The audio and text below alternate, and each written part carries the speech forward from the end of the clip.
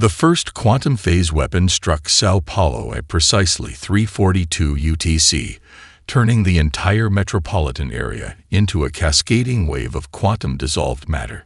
Dr. Elena Rodriguez watched through the reinforced quantum glass of her underground research facility's observation deck, her cybernetic prosthetic hand inadvertently crushing the ceramic coffee mug as the city simply disappeared. Not exploded, not destroyed, dissolved. Entire city blocks transformed into a shimmering, translucent mist that seemed to fold in on itself, leaving nothing but a gently undulating quantum field where millions of lives had existed moments before. The weapon was beyond anything Earth scientists had ever conceptualized, a technology that didn't just destroy matter, but fundamentally unraveled its molecular and quantum structure. "My God," whispered Dr. Marcos Oliveira, Elena's lead quantum physicist, "they're not just killing us, they're erasing us." Simultaneously, similar attacks hit major cities across the globe. Beijing, New York, Moscow, Lagos, each struck with such precise synchronization that it seemed the entire planet was being systematically carved up by an intelligence so advanced it treated planetary destruction like a surgical procedure. Elena's quantum detection systems began screaming with alerts. The initial attack wasn't just a military strike. It was a calculated genocide. Multiple quantum signatures indicated the Krell-Tak weren't simply conquering. They were systematically removing humanity from existence. Her team of 12 brilliant researchers moved with a terrifying efficiency born of years of training and preparation. They had always known something like this might happen. A potential alien threat that would require humanity to fight with every ounce of scientific creativity they possessed. Araya, Elena called to the experimental AI system integrated into the facility's core defensive protocols. Now, the AI's holographic representation flickered to life, a swirling mass of quantum-entangled light that seemed more alive than mechanical. Initiating quantum phase defensive matrix, Araya responded, its voice a blend of computational precision and something almost emotional. Around them, the underground research complex, a marvel of human engineering buried 3 kilometers beneath the Brazilian rainforest, began to activate its most advanced defensive systems. Quantum phase shields that had been theoretical just months ago now hummed with raw defensive energy. Outside, the world was dying. Communication networks collapsed within minutes. Orbital defense platforms, humanity's first line of protection, were systematically neutralized by weapons that didn't just destroy, but fundamentally altered the quantum state of matter itself. Military responses were crushed before they could even be fully coordinated. Elena's team worked with a combination of terror and cold, calculated determination. They weren't just trying to survive. They were attempting to understand a technology so advanced it defied current scientific comprehension. "The quantum destabilization wave," Marcos shouted, pointing to a holographic display. "It's not just a weapon. It's an information transfer mechanism. They're scanning something while they destroy." A massive tremor shook their underground facility. The Krell-Tak were methodical, hunting down every potential human stronghold with terrifying efficiency. Their orbital weapons could penetrate kilometers of rock, dissolving entire mountain ranges as if they were made of mist. Elena's cybernetic hand, a remnant of a previous research accident, began to pulse with a strange energy. The quantum adaptive prosthetic seemed to be resonating with something. With the weapon. With the attack. "Everyone, data backup now," she commanded. "If we survive, this might be the only record of what happened." 12 brilliant minds worked with the fury of a species refusing to be extinguished. Terabytes of research, quantum models, defensive schematics, all being compressed, encrypted, and prepared for potential transmission. Outside, the world was being erased. Inside, humanity's last hope worked to understand why. The tremors grew more intense. Warning lights flashed across Araya's holographic interface. The facility's quantum shields were beginning to destabilize under the relentless orbital assault. Dr. Oliveira turned to Elena, his face a mask of desperate calculation. The resonance pattern in the weapon. It's similar to the quantum entanglement work we were doing 3 years ago. Remember that failed experiment with quantum state information transfer? Elena's eyes widened. A connection was forming, a thread of understanding amidst the apocalyptic destruction. Not failed, she whispered. Incomplete. Another massive impact rocked the facility. Aria's hologram flickered, its quantum matrix struggling to maintain coherence. Quantum shield integrity at 22.7% and falling. The AI reported. Estimated time to complete system failure. 17 minutes, 43 seconds. Humanity had less than 20 minutes to find a way to survive. The first day of the invasion was ending. But something told Elena Rodriguez that this was far from humanity's final chapter. The abandoned subway tunnel stretched before Captain Marcus Chen like a wound in the Earth's flesh. Broken lights flickered, casting shadows that danced with memories of the world above, a world that no longer existed. 17 days since the invasion. 17 days of survival that felt like 17 years. Marcus studied the makeshift map pinned to a concrete wall. Red strings connected various points, surviving resistance nodes, potential supply catches, known Krelltalk patrol routes. His right hand traced a line, fingers trembling slightly. Not from fear, from rage. His entire family had been in San Francisco when the quantum phase weapon struck. Dissolved. Erased. Gone. We're gathering more survivors, announced Kira Nakamura, a 19-year-old network hacker who'd become the Resistance's communication lifeline. Her fingers danced across multiple encrypted communication devices, each one a jury-rigged marvel of survival technology. Underground networks in Chicago, Mexico City, and what's left of Tokyo are establishing contact. Nearby, Dr. Elena Rodriguez worked feverishly, her cybernetic hand interfacing with salvaged Krelltalk technology. The quantum adaptive prosthetic seemed to pulse with an almost living energy, analyzing fragments of alien tech they'd managed to recover. The weapon's quantum signature, she muttered, more to herself than anyone else. It's not just a destructive mechanism. It's a data transfer protocol. Aria, the AI system, materialized as a holographic projection, less defined now, more fragmented. The underground facility's limited power was taking its toll. Probability of full system restoration, 37.6%, the AI reported. Adaptive protocols are compensating. Marcus walked over, his military training evident in every measured step. What does that actually mean, Doctor? Elena looked up, her eyes burning with a combination of scientific curiosity and barely contained fury. It means the Krelltalk aren't just destroying us. They're collecting something. Information, quantum states, potentially entire quantum signatures of destroyed matter. A retired aerospace engineer named David Chen, no relation to Marcus, spoke up from a makeshift workstation, like digital copying, but for physical reality. Worse, Elena responded. Imagine if every time you took a photograph, the original object ceased to exist. But the photograph wasn't just an image.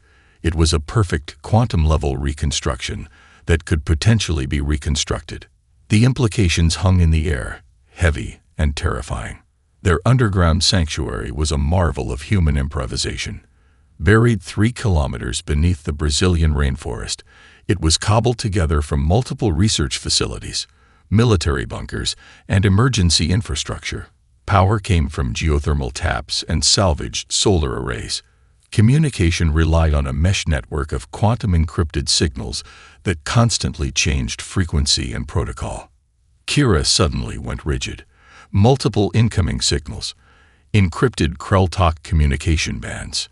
Marcus was instantly alert. Aria. Analysis. The AI's hologram flickered, running multiple simultaneous decryption protocols. Partial translation obtained. Communication suggests systematic search patterns. They're hunting for specific quantum signatures. Hunting for what? Marcus demanded. Alina's cybernetic hand began to pulse again, that strange resonance returning. Us, she whispered. Specifically, certain quantum information states, something from our previous research. A tremor ran through the underground facility. Not an external attack, but something more subtle. A quantum vibration that made the air feel thick and uncertain. We can't just survive, Marcus said, his voice low and intense. We need to fight back.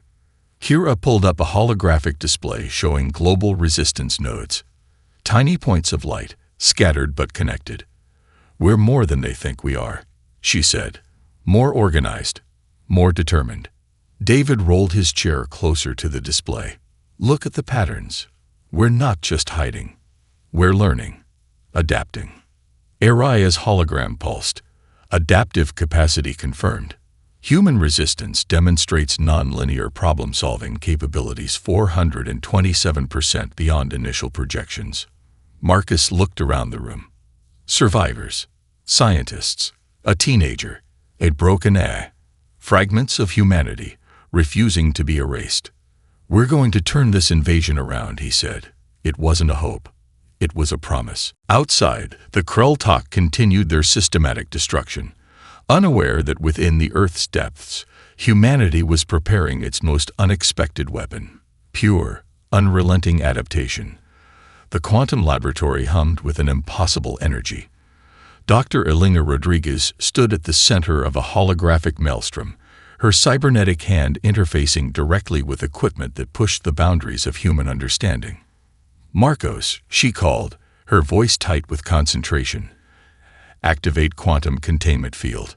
Dr. Oliveira's hands flew across a complex control panel. Field at 82% stability. Any higher, and we risk. I know the risks, Elena interrupted. The prosthetic hand began to glow with an unearthly blue light, quantum matrices swirling beneath its synthetic skin. What they were attempting was beyond mere scientific experiment.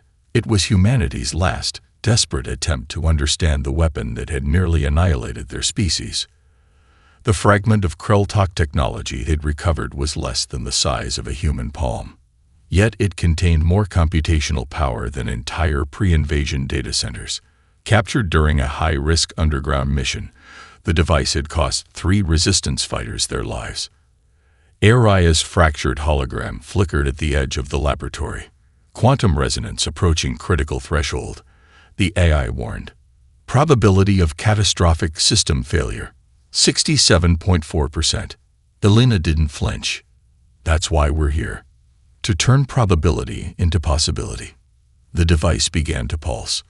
Not with electricity, but with something more fundamental, a quantum rhythm that seemed to breathe, to think.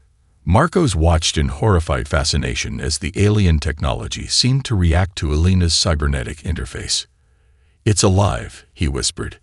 The technology isn't just a machine. It's alive.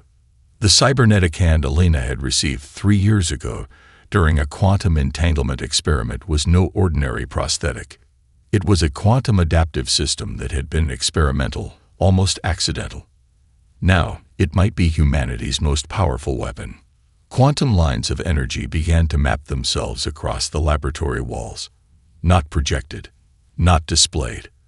Literally writing themselves into the physical space, as if reality itself was being rewritten.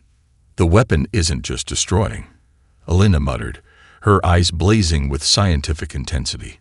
It's transferring, collecting, archiving. A sudden burst of quantum energy erupted from the device. Marcos was thrown back, shields barely containing the massive energy discharge, but Elena remained perfectly still, her cybernetic hand absorbing the quantum flux. Araya, she called, full spectral analysis. Now, the AI's fragmented hologram pulsed. Quantum signature mapping in progress. Preliminary results suggest. A burst of static interrupted. Data transfer mechanism, fundamentally different from previous xenotechnological models. Marcus Chen entered the laboratory, his military tactical gear covered in dust and improvised quantum dampening mesh. Talk to me, Doctor. What are we looking at? Elena's smile was anything but reassuring. We're looking at how they plan to conquer not just planets, but entire quantum realities. The Krelltalk weapon wasn't just a method of destruction. It was an archival system. Every planet destroyed became a quantum snapshot. Information preserved, species cataloged, entire civilizations reduced to data points. They don't just kill, Marcos realized. They collect. Marcus's hand instinctively went to the weapon at his side. Collect what? Everything, Elena responded. Quantum states, genetic memories, technological potential. They're not conquering. They're documenting. The device pulsed again. This time, Elena's cybernetic hand didn't just interface with it. It began to rewrite its quantum signature. We can use this, she said, her voice a mixture of scientific ecstasy and cold determination. We can turn their own technology against them. Araya's hologram stabilized momentarily. Adaptive protocol initiated. Quantum re-engineering at 23.6% completion. Marcos looked at Elena with a mixture of terror and hope. What are you doing? Fighting back, she said. Not with bullets. Not with traditional weapons. But with the most powerful tool humanity has ever possessed. The quantum lines continued to map themselves across the laboratory walls. Reality itself seemed to be holding its breath. Humanity was learning to speak the language of the universe, and the Krelltalk had no idea what was coming. The abandoned communication hub beneath Buenos Aires was a masterpiece of improvised technology. Captain Marcus Chen studied the holographic display, watching as Kira Nakamura's fingers danced across a constellation of quantum-encrypted interfaces. Target acquired, Kira announced, her voice calm despite the weight of their mission. At 19, she had become the Resistance's digital phantom, a hacker who could slip through alien communication networks like water through stone. Marcus examined the tactical overlay. 3 Krelltalk command nodes, each believed to be impenetrable. Each about to become a testament to human unpredictability. Araya, he called, run final probability analysis. The eye's holographic form flickered, less stable now, but still operational. Psychological disruption probability, 87.3%. Tactical success likelihood, 72.6%. Dr. Elena Rodriguez entered the room, her cybernetic hand pulsing with a soft blue energy. The quantum breakthrough from their previous mission had transformed her prosthetic into something more than technology. Something alive. It's not just about destroying their systems, Elena said, studying the tactical display. It's about making them question everything they understand about us. The plan was elegant in its complexity. They would not attack the Krelltalk physically. They would attack their fundamental understanding of intelligence, of warfare, of existence itself. Kira pulled up a series of intercepted Krelltalk communications. The alien language was a complex, quantum-based communication system that typically required massive computational power to even partially decode. But they had learned, adapted. Look at their communication patterns, she explained. They operate on absolute hierarchical structures. Information flows in perfect, predictable cascades. No deviation, no improvisation. Marcus nodded. So we give them improvisation.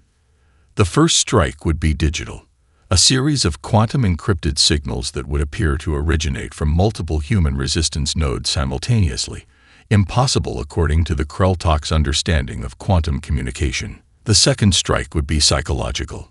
Carefully crafted communication patterns that would introduce logical paradoxes into their command structure. Not lies. Something far more dangerous.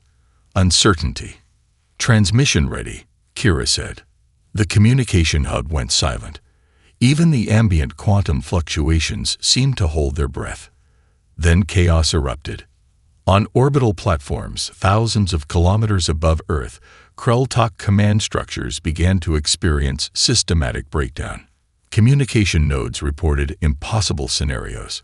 Quantum information streams suggested human resistance groups existing in multiple locations simultaneously, a fundamental impossibility in the aliens' understanding of physics. a captured Krell-Tok communication officer, rescued during a previous mission, and now working with the Resistance, explained the true horror of what they were witnessing. The Krell-Tok believe in absolute order, the alien explained, its translucent skin shifting with emotional response. Uncertainty is not just inconvenient, it's existentially terrifying.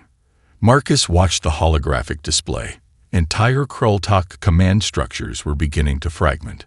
Not through physical destruction, through pure, weaponized uncertainty. We're not fighting them, Elena realized. We're teaching them. Arias hologram pulsed. Psychological disruption protocol. 94.2% effectiveness. Alien command structures experiencing systematic cognitive dissonance. The Resistance had discovered something profound. The Krell-Tok's greatest strength, their absolutely ordered, hierarchical understanding of reality, was also their most significant weakness. Kira looked up from her interfaces, a rare smile crossing her face. They don't know how to handle something they can't predict. Exactly, Marcus said. We're not just resisting. We're evolving. The quantum encrypted signals continued to dance across alien communication networks. Each transmission was a lesson, each disruption a statement. Humanity was not a species to be cataloged, not a civilization to be archived. We were something far more dangerous. We were unpredictable. The first test subject screamed. It wasn't a sound of pain. It was a sound of transformation. Dr. Elena Rodriguez watched through reinforced quantum glass as Michael Rice, a former Special Forces operative who had volunteered for the most dangerous experiment in human history, underwent the bioadaptive suit integration. Quantum-responsive nanites swarmed beneath his skin, restructuring cellular matrices, rewriting neural pathways. The suit wasn't something worn. It was becoming something lived. Vital signs? Elena asked, her cybernetic hand interfacing with the complex monitoring systems. Dr. Marcos Oliveira's voice was tight, completely unprecedented. His entire physiological structure is adapting, not just responding, adapting. Arias' holographic form flickered, processing massive amounts of data. Biological integration at 67.3%. Quantum resonance stable. Potential cognitive mutation detected. The bioadaptive technology represented the culmination of their most radical research. Developed from fragments of Krell-Tok technology and Elena's quantum adaptive prosthetic breakthrough, it was more than a weapon. It was a fundamental reimagining of human potential. Michael's body began to change. Muscle density increased. Neural connections multiplied exponentially. But it wasn't just physical enhancement. Something more profound was happening. He's thinking differently, Marcos whispered. The test chamber filled with a blue quantum luminescence. Michael's eyes, now no longer purely biological, shifted color, reflecting multiple spectral ranges simultaneously. He could see quantum fluctuations, detect communication frequencies beyond human perception. Communication protocol established, Michael said, his voice resonating with multiple harmonic frequencies. I can understand. Captain Marcus Chen watched from the observation deck, his hand unconsciously touching the weapon at his side. Understand what? Everything, Michael responded. The bioadaptive suit was a living system, not technology attached to a human. A symbiotic organism that merged human consciousness with quantum adaptive capabilities. Each suit would be unique, responding to the individual's psychological and physiological signature. Elena's research had discovered something terrifying and beautiful. The Krell-Tok's quantum weapons didn't just destroy. They collected information, archived entire civilizational quantum signatures. Now, humanity would do the same, but differently. Not to destroy, to understand. Tactical simulation, Elena commanded. Holographic representations of Krell-Tok invasion patterns materialized. Michael, or what Michael was becoming, began to interact with the simulation. His movements were no longer human. They were quantum probability calculations made flesh. The invasion follows specific quantum resonance patterns, Michael explained. But they're not random. They're collecting something. Araya's hologram pulsed. Confirmed. Each destroyed location contains a specific quantum informational signature, not just matter. Information. Kira Nakamura, the Resistance's primary communication specialist, entered the observation deck, like a massive galactic library. Worse, Elena said. A cataloging system. They're not just conquering. They're archiving entire civilizational potential. The implications were staggering. The Krell-Tak weren't traditional conquerors. They were collectors, researchers, archivists of species-level potential. Michael's transformation continued.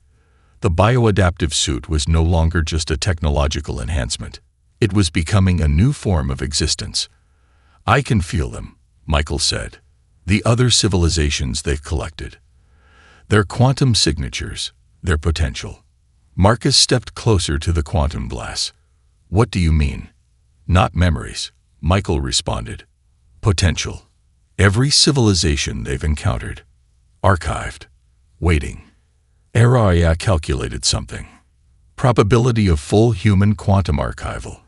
0.003% with current technology. The room went silent. Michael smiled, a smile that was both human and something entirely new. Then we'll change the probability. The first adaptive weapon was complete. Humanity had just weaponized its most powerful attribute, the ability to adapt, to transform, to become something entirely unexpected. Supreme Commander Zarnak stared at the quantum communication matrix, unable to comprehend the impossible data streaming before him. Humanity was not behaving according to any known invasion protocol. The Krell-Tak had conquered 217 civilizations. Each followed a predictable pattern of resistance, collapse, and archival. Humanity was different. Terrifyingly, magnificently different. Their quantum communication network suggested simultaneous resistance in multiple locations, a mathematical impossibility. Their technological adaptations defied every known xenobiological model. Most disturbing of all, they seemed to be learning faster than the Krell-Tak could suppress them. Quantum anomaly detected, reported Sub-Commander Vextal, mandibles clicking with nervous energy. Human resistance nodes demonstrating non-linear computational strategies. Zarnax's primary sensory cluster pulsed with something close to fear, an emotion the Krell-Tak had not experienced in millennia. Aboard the Resistance's primary underground command center, Captain Marcus Chen studied the same quantum communication networks from the human perspective. They're breaking, Dr. Elena Rodriguez said, her cybernetic hand interfacing with multiple quantum encrypted systems. Their entire hierarchical structure is collapsing. Michael Reyes, the first bioadaptive weapon, stood nearby, no longer entirely human, but not completely alien either. His quantum-enhanced perception saw patterns invisible to traditional sensors. They archive civilizations, Michael explained, but they don't understand them. They collect information without truly comprehending its potential. Araya, the fractured AI system, projected a holographic representation of the Krell-Tak invasion strategy.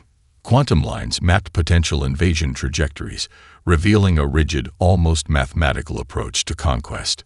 Kira Nakamura, the Resistance's communication specialist, had been systematically introducing quantum paradoxes into the Krell-Tak communication networks. Each transmission was a logical puzzle that their hierarchical systems couldn't resolve. Look, she said, pointing to the holographic display. They're designed for absolute order. But we're introducing pure, weaponized uncertainty. The first bioadaptive soldiers were being deployed. Each was a quantum marvel. Soldiers who could perceive multiple potential realities simultaneously, who could adapt their molecular structure in milliseconds, who understood warfare as a complex adaptive system rather than a linear conflict. On the Krell-Tak's primary invasion platform, Supreme Commander Zarnax watched in growing horror. Entire invasion sectors were becoming unpredictable. Human resistance groups appeared and disappeared. Quantum communication signals suggested impossible scenarios. Their technological adaptations happened faster than the Krell-Talk's archival systems could catalog. They're not just resisting, Vextall reported, mandibles quivering. They're evolving. The captured Krell-Talk communication officer they had rescued weeks earlier provided crucial insight. Our entire civilization is built on the concept of absolute order, the alien explained to Elena and Marcus. Uncertainty is not just a tactical challenge. It's an existential threat. The bioadaptive soldiers were more than enhanced humans. They were living quantum computers. Each soldier could process multiple potential battle scenarios simultaneously, adapting their molecular structure, communication strategies, and tactical approach in real time. Aria's holographic projection calculated something profound. Humanity's primary weapon is not technology, the AI announced. It is adaptability. Michael Reyes demonstrated this by interfacing directly with a captured Krell-Talk communication node. His quantum-enhanced perception saw beyond the technology, into the very information architecture of the alien systems. They don't just conquer, Michael said. They catalog, archive, collect, but they never truly understand. Supreme Commander Zarnax realized the fundamental error in the Krell-Talk invasion strategy. Humanity was not a civilization to be archived.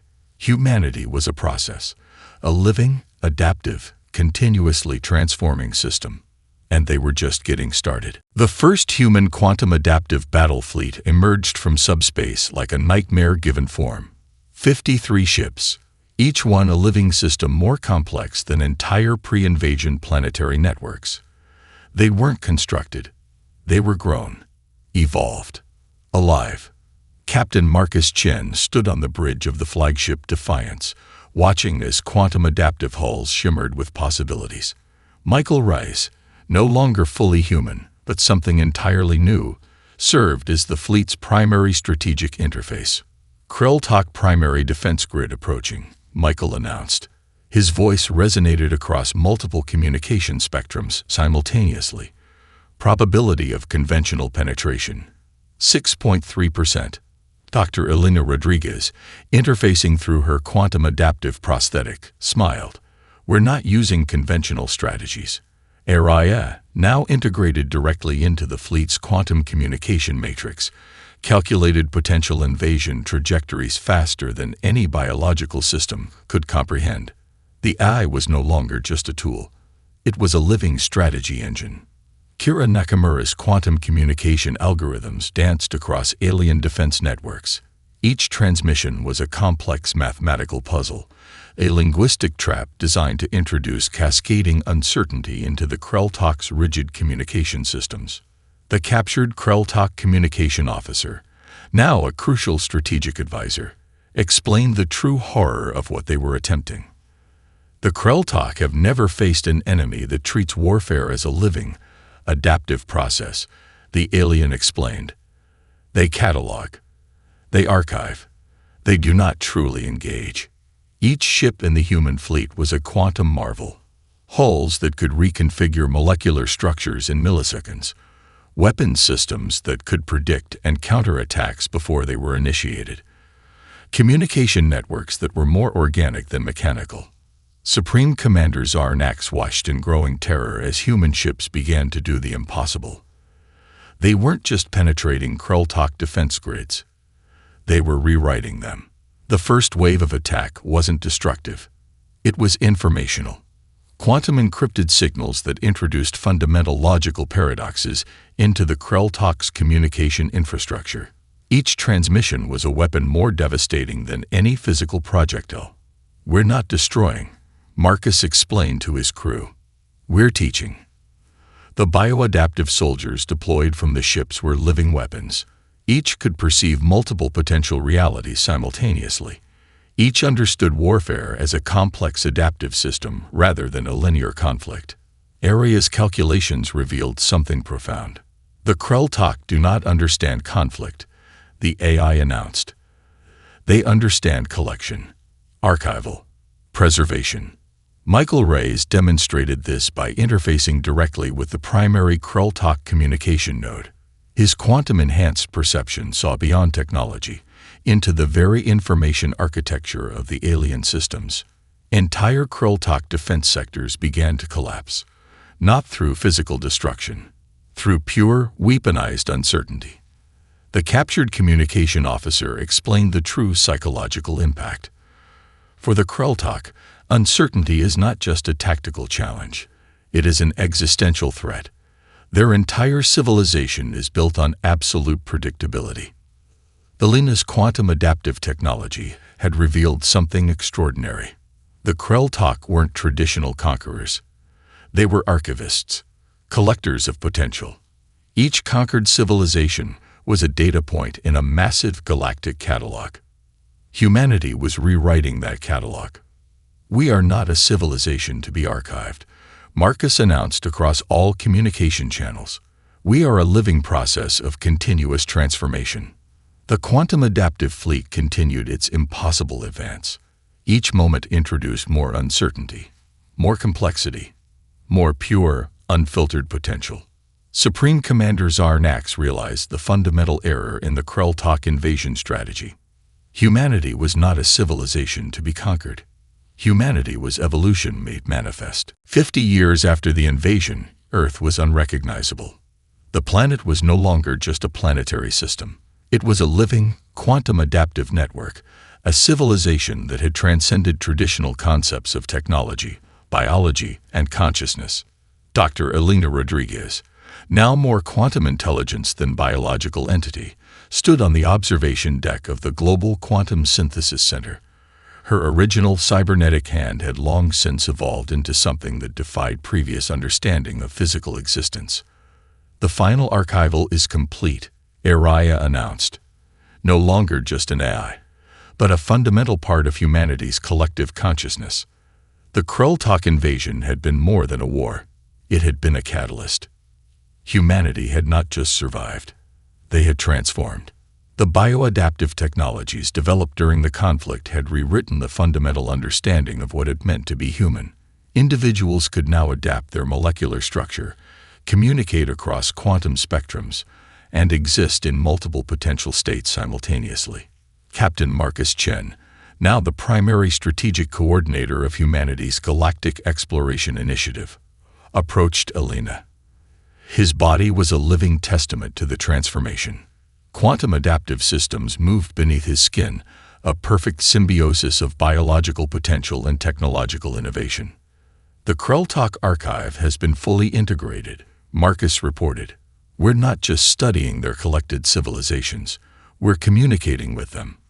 Kira Nakamura, now a quantum communication specialist, demonstrated the breakthrough. Holographic representations of multiple alien civilizations appeared, not as static records, but as living, interactive quantum networks. Michael Rice, the first true bioadaptive weapon, had become something beyond human comprehension. He served as a bridge between humanity's original form and its new quantum potential. "We were never meant to be archived," Michael explained. "We were meant to be a process, a continuous adaptation." The captured Krell-Talk communication officer, now a full partner in humanity's quantum exploration, provided crucial insight. "Your species does not understand limitation," the alien observed.